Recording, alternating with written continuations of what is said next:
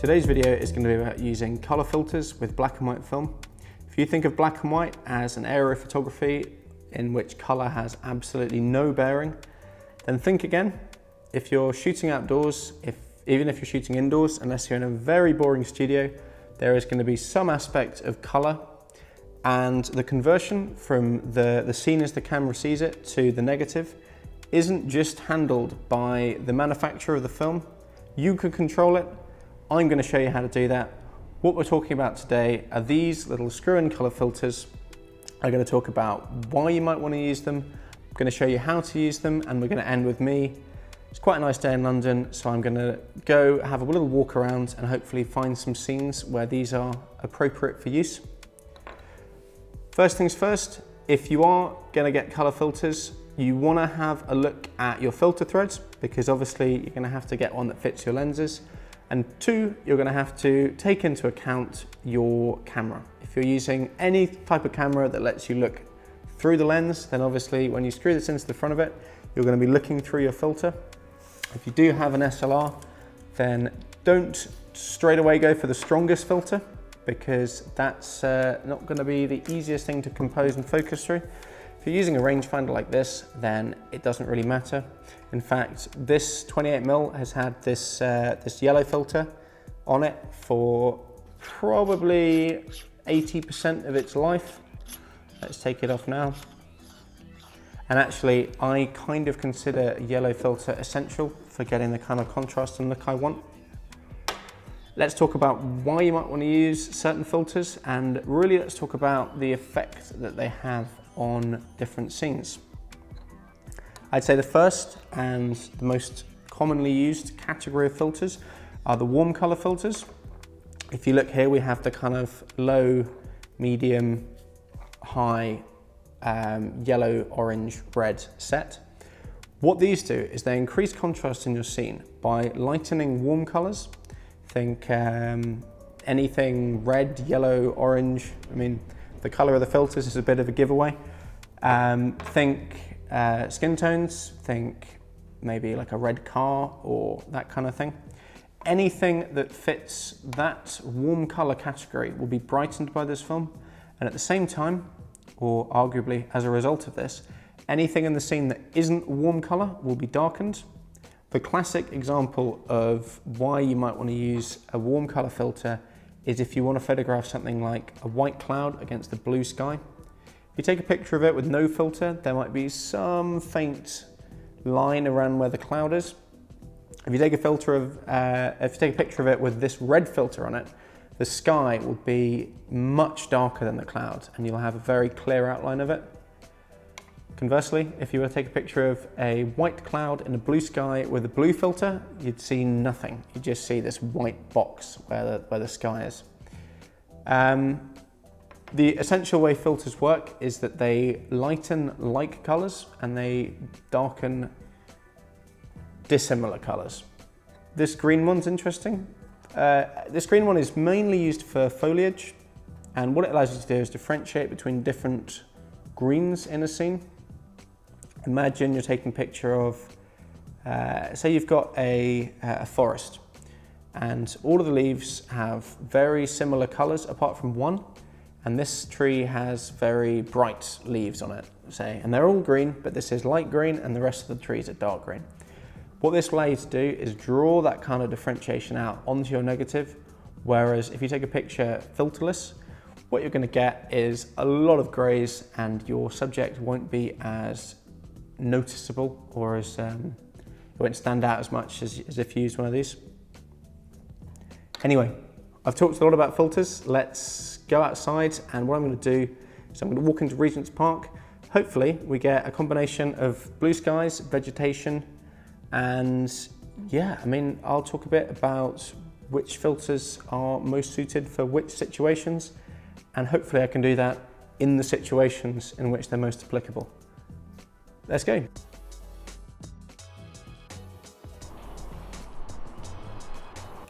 So in this first direct comparison, I've gone for a really easy subject. The red car really shows off the effect that the orange filter has on the paintwork.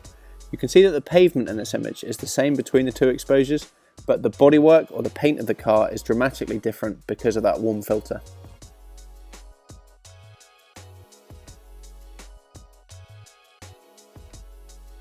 This is a really obvious example of what a colour filter can do. If you see the graffiti heart on the wall in the right shot, look closely at the left shot. It's there too. Now, the left shot was taken without a filter. The right shot was taken with the orange filter. So, can you guess which colour the heart was painted in? Gonna pause. It was painted in blue, and for that reason, it shows up much more prominently under a warm colour filter. So I'm in Primrose Hill now, and it's getting dark already. It's definitely golden now. What I've done is I've taken a few test shots already. You've seen them, but I've got one of this leaf, and you'll see the shots in a second. I took a picture of this against this green ground, and I've done that with both an orange filter and no filter. Now the idea is that the grass will be darker in the orange filter shot, so it's an example of how you can use your color filter to make something stand out. Although the leaf is more prominent in the right hand image, it's debatable whether that's due to the orange filter or the wider aperture that I had to use. Either way, you can see that the grass has been darkened and the leaf is much more prominent against that green background.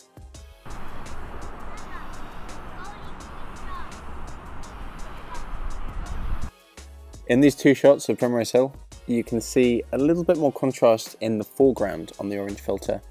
The sky darkening effect hasn't had too much of an opportunity to do its magic, although you can see a plane in the top right of the orange filter image, which is there in the other image, just isn't very visible.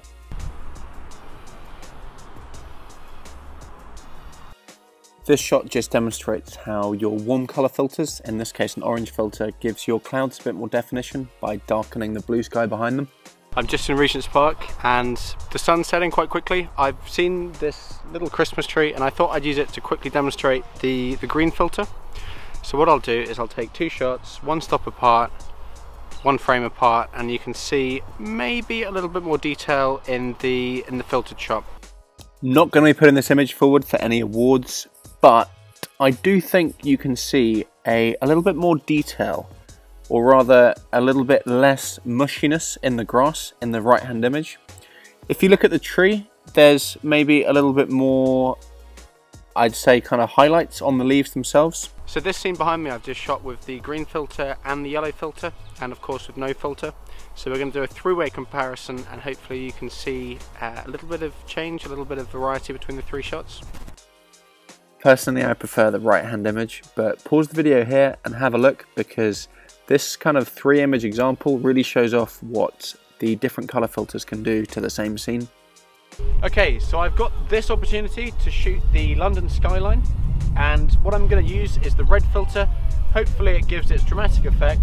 We've got this green grass in the foreground, we've got the blue sky, and yeah, I'm going to meter this scene with no filter first.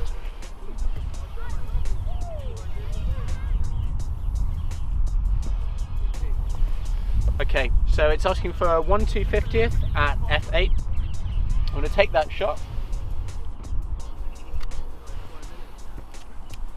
And now straight away, the red filter I have is actually too big for my lenses, but I'm just going to hold it over and see what I get. Okay, I've just taken that shot at f5.6 at 60th, so that's quite a dramatic reduction. If you think about it, I've taken 3 stops off my 100 ISO film, so it's now a 50/25, it's a 12.5 ISO film now. Because of the strength of the filter, what I'm going to do is I'm going to give it 1 extra stop, kind of for good luck.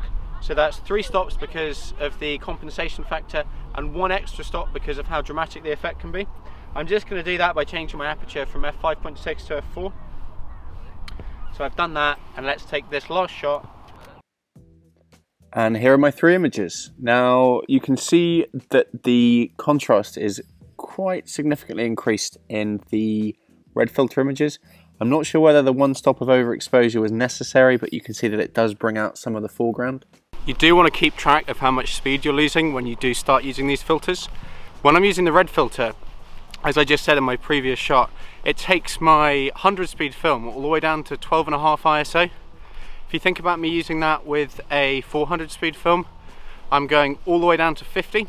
If you want to have your fast shutter speeds, if you want your f8 depth of field, then maybe filters aren't the way to go. There is one redeeming feature though. Pushing film increases your contrast. So in the instances where you want speed, you don't need a filter for contrast. And obviously when you're using slower speed films with less contrast, you don't care about speed, so you can use the filter anyway. Because this scene was 99% green, using the green filter has actually done very little. If anything, it's just lost me a stop of exposure. Color filters work by adjusting the interaction between different colors.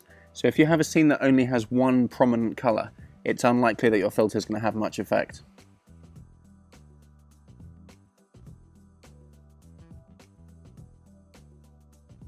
I hope this video doesn't come across as an invitation to go out and kind of waste your money on another photography gadget. There is something that filters do that you can't do by adjusting your curves in Photoshop. You can't do by pushing your film.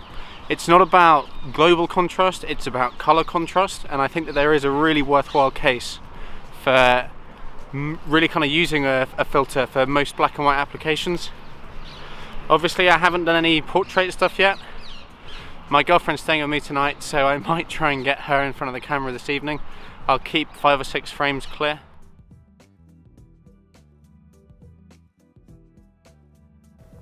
Now, one thing that I didn't get to demonstrate in the park was the effect that the red, yellow and orange filters can have on the skin. This mainly works for Caucasian skin tones, but the idea is that the warm colour filters can brighten kind of blemishes and spots in the skin, just make it look more even. Katie has very kindly agreed to model for 2 shots. We're going to do one with the orange filter, and then we're going to do one without, and we're going to see if you can tell the difference. First things first, start with the orange filter. I'm going to take this one at f4. Okay, and I'm going to take my filter off.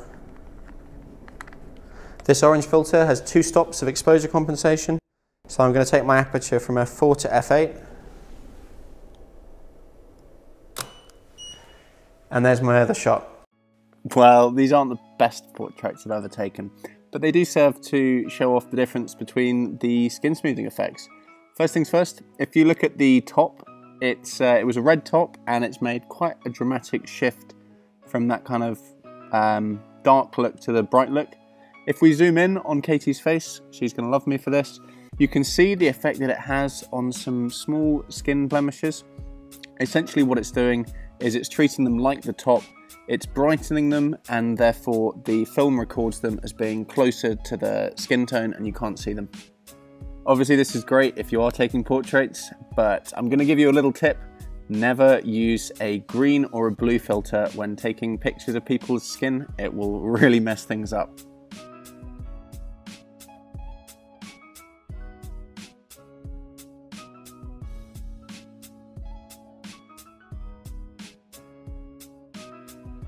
We're at the end of the video now. We're wrapping things up. I thought I'd bring these 4 images back because I feel that they show the strongest case for why you might want to use a filter. If you look at the heart on the left, I mean, it's barely visible without the orange filter, and you can see a real difference in the kind of contrast and mood of the cricket lanes on the right. If you've never thought about using a filter, maybe this video has inspired you. If you've been using them for a while, then thank you for sticking with it. I know it was a bit drier than my usual videos. And yeah, 2019, I'm going to try and do a video a week. Let's see how long that lasts. But thanks very much, and I'll see you next week.